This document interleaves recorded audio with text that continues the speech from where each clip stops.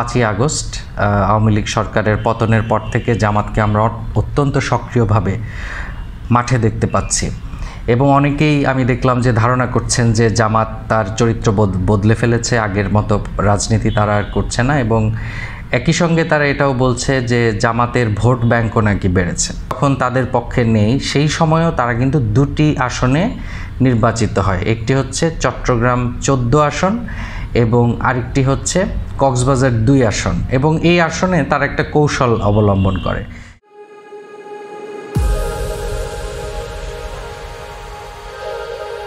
সুপ্রিয় দর্শক, আপনাদেরকে আমন্ত্রণ জানাচ্ছি শায়ারকাস্ট চ্যানেলে। আপনারা জানেন যে আমি নিয়মিতভাবে বিভিন্ন বিষয় নিয়ে আপনাদের সাথে আলোচনা করছি। আপনাদের মতামত জানাবেন, কেমন লাগছে আমার ভিডিও এবং আমার আলোচনা, এবং একই সঙ্গে আমার চ্যানেলটি আপনারা সাবস্ক্রাইব করবেন। আজকে আমরা আলোচনা করব বাংলাদেশের সবচেয়ে আলোচিত একটি রাজনৈতিক দল জামায়াতে ইসলামী বাংলাদেশ।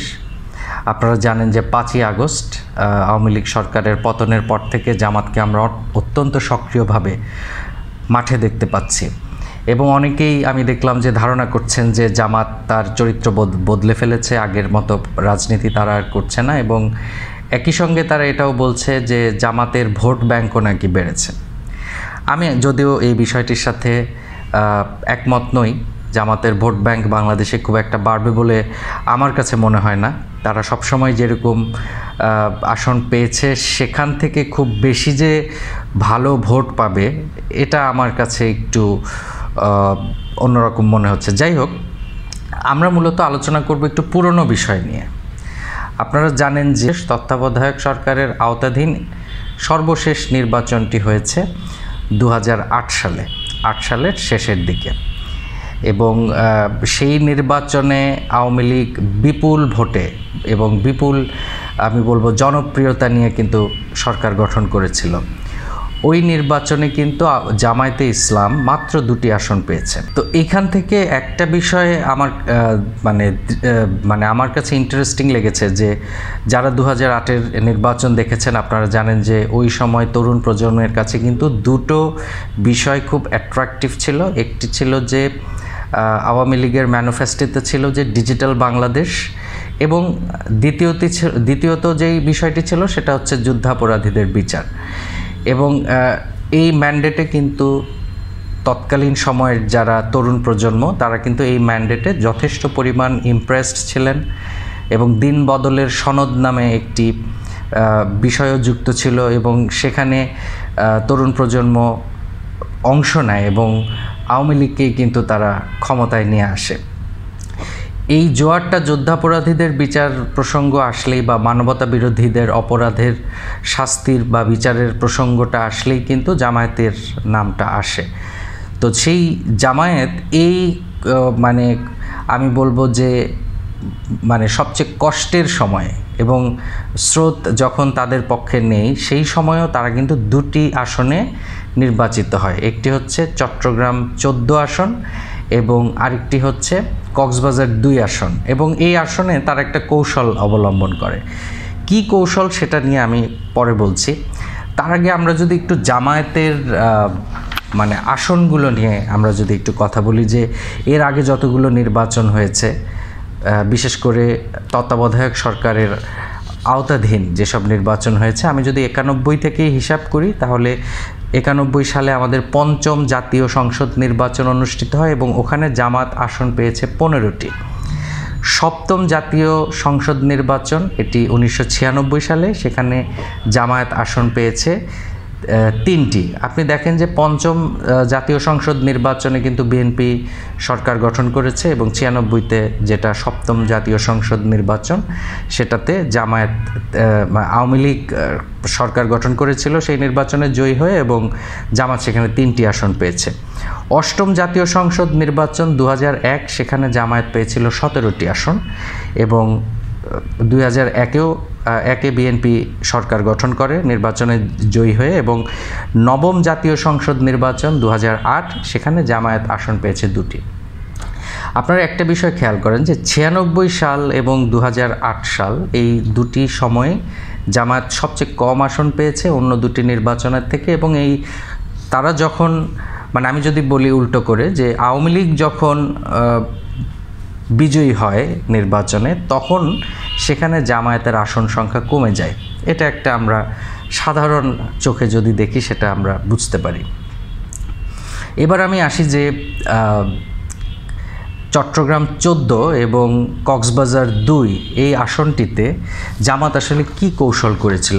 আমি তার আগে বলি যে চট্টগ্রাম 14 আসনটা হচ্ছে সাতকানিয়া এবং লোহাগাড়া এই এলাকা, এবং কক্সবাজার 2 হচ্ছে মহেশখালী এবং কুতুবদিয়া। এই দুটি আসনের ইন্টারেস্টিং বিষয়টা হচ্ছে এই দুটি আসনে কিন্তু নারী ভোটার সংখ্যা বেশি। আমি যদি বলি যে নারী চট্টগ্রাম 14 আসনে নারী ভোটার সংখ্যা হচ্ছে 1,42,000 এবং কক্সবাজার 2 আসনে নারী ভোটার হচ্ছে 1,11,864।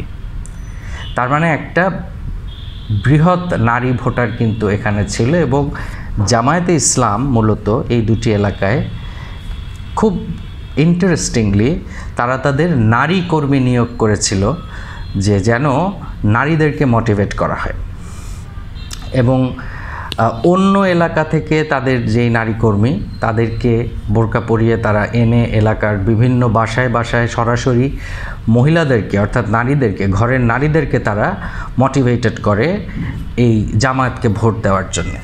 এবং এই সংবাদটি কিন্তু আমি পেয়েছি প্রথম আলোতে। প্রথম আলো 2009 সালের 1 জানুয়ারি এই সংবাদটি করে। আমি যদি সংবাদের শিরোনামটি বলি, সংবাদ বলতে একটি প্রতিবেদন, একটি রিপোর্ট করে প্রথম আলো। প্রথম আলোর রিপোর্টের শিরোনাম ছিল 2 আসনে যেই কৌশলে জয় মিলেছে জামায়াতের।